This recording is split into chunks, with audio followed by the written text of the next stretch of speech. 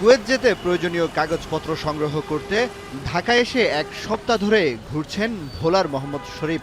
গাড়ি চালক ভিসায় দেশটিতে যেতে দালালের হাতে তুলে দিয়েছেন ৬,৭০,০০০ টাকা। যদিও দেশটিতে যেতে সরকার নির্ধারিত অভিবাসন ব্যয় ১,৬০,০০০ টাকার মতো। তৃতীয় পক্ষ হিসেবে ঢাকার একটি এজেন্সি তার কাগজপত্র তৈরি সহ বিমান টিকিট করে দেওয়ার কথা। ৩ মাস পেরিয়ে গেলেও গন্তব্যের যাত্রা এখনো অনিশ্চিত তার। বলতেছে টিকিট দিবে, টিকিটটা আমি এক জায়গায় চেক করাইছি, করানোর পরে দেখি টিকিটটা শো করে না অনলাইনে। বেসরকারি গবেষণা সংস্থা রামরুর তথ্য বলছে, কুয়েতের শ্রমবাজারে ঢুকে পড়েছে সিন্ডিকেট প্রথা। ১৭টি রিক্রুটিং এজেন্সি দীর্ঘদিন দেশটিতে কর্মী পাঠানোর কাজ করছে, আদায় করছে অতিরিক্ত টাকা। ২০১৮ থেকে ২০২৫ সাল পর্যন্ত ১,৩৪,০০০ কর্মী থেকে প্রায় ৩০ থেকে ৩৭ মিলিয়ন ডলার অন্যায়ভাবে আদায়ের অভিযোগও উঠেছে দুদকে। মালয়েশিয়ায় প্রথমে ১০, পরে ২৫, সবশেষ ১০০টি রিক্রুটিং এজেন্সির মাধ্যমে সিন্ডিকেট তৈরি হয়।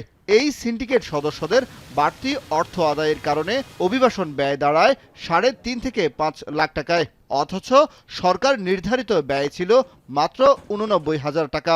ভালো মানের রডের থেকেও ১২% অধিক শক্তিশালী। আকিজ ইস্পাত, কমিটেড টু কোয়ালিটি।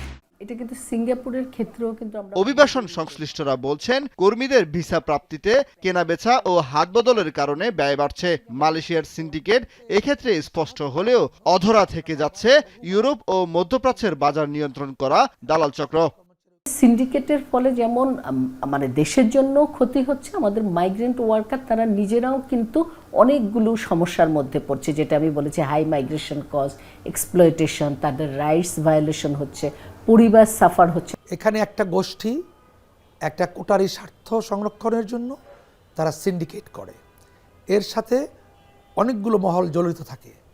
এমনকি সরকারেরও কিছু কিছু জায়গা থেকে তারা এই সুযোগটা লাভ করে অন্যায়ভাবে। হঠাৎ করে এই সিন্ডিকেট নির্মূল সম্ভব নয়, তবে এই প্রথা থেকে বের হয়ে আসাকে চ্যালেঞ্জ হিসেবে দেখছেন প্রবাসী কল্যাণ ও বৈদেশিক কর্মসংস্থান মন্ত্রী। এটা এখন বাংলাদেশে প্রতিটি ক্ষেত্রে সিন্ডিকেট।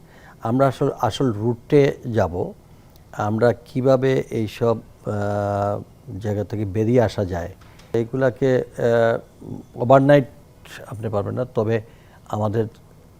এটাই আমাদের চ্যালেঞ্জ। অভিবাসন সংশ্লিষ্টরা বলছেন, এই খাতের স্থিতিশীলতা ফেরাতে সিন্ডিকেট প্রথা ভেঙে দিতে হবে, ব্যয় কমিয়ে এনে কর্মীদের মর্যাদাপূর্ণ কাজের নিশ্চয়তা দিতে হবে।